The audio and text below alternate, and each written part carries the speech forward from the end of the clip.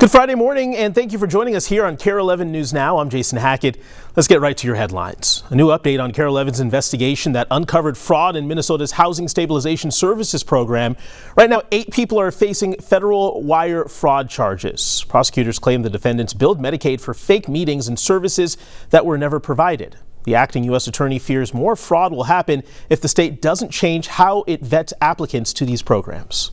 I've literally run out of ways to express what is happening in our state and in our state programs, and to explain the coming iceberg I see. The charges link 8 people to years-long fraud of the system meant to help those struggling with addiction. And as Audrey Russo tells us, more indictments are expected to come down.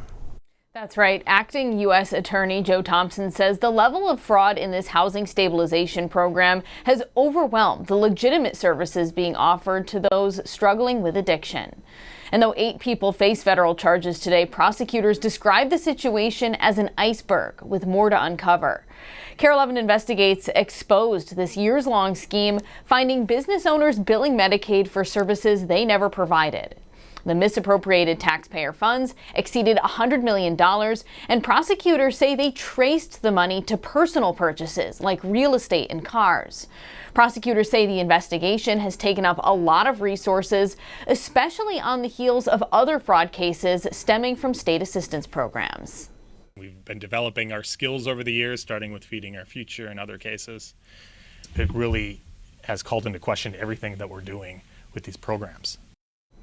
And the questions raised now, how can the state stop the fraud before it happens? Well, lawmakers have called for an external review of the Department of Human Services. The governor also signed an executive order laying out a series of fraud prevention initiatives. And you can read more about those on KARE11.com. Back to you. Audrey, thank you. This morning, we also have an update to the breaking news story that was developing late evening yesterday. Overnight, University of Minnesota officials gave the all clear after reports of gunshots at Rapson Hall.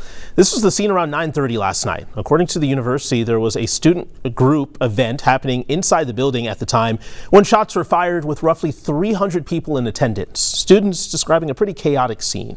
We were sitting upstairs in our study room, and all of a sudden we hear 4 super loud gunshots. We assume they were fireworks. With people at our window, we see cop cars flying in. It kind of makes me feel uneasy around campus, because this is kind of the time of the night everyone starts to go out, and if I can't feel safe walking around campus at this time, I feel like that's a major security problem. Police say they weren't able to find any victims or a suspect. Authorities have asked anyone with information to call UMPD. A new development this morning in the arson incident at a Mankato fraternity house earlier this week. A new video shows the moment a man set the porch of the Phi Kappa Psi house on fire. The man accused of lighting it is now charged with arson.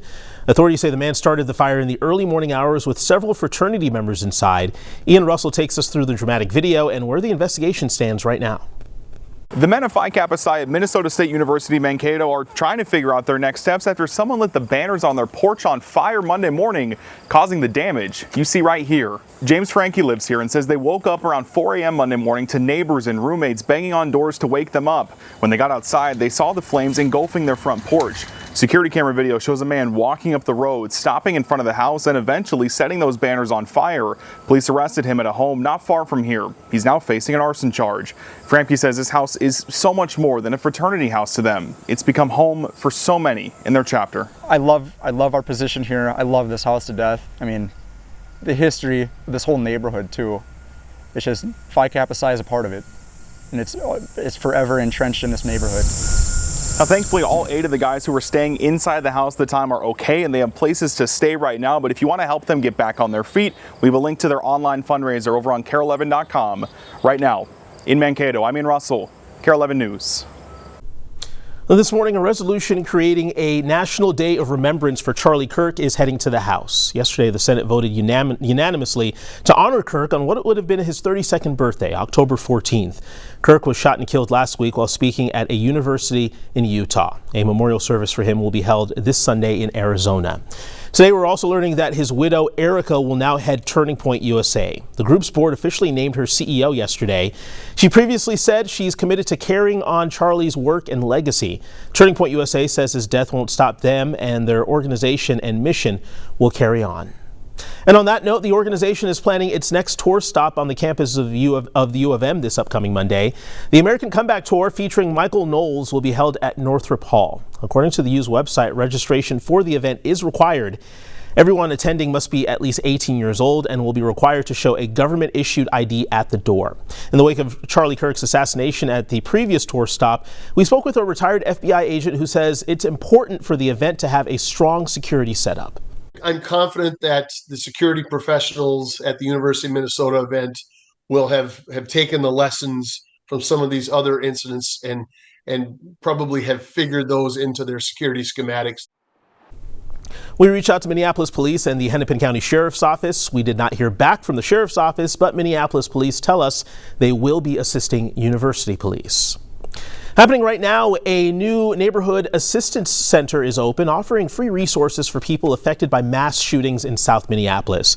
The city says it's partnering with the nonprofit Family Partnership at the intersection of Lake and Bloomington.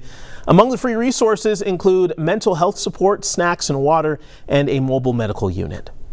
Our homeless response teams are actually out in the street right now, handing out information for folks that might need our services. It's a brand new type of program that we're starting, and hopefully it's very beneficial to the community.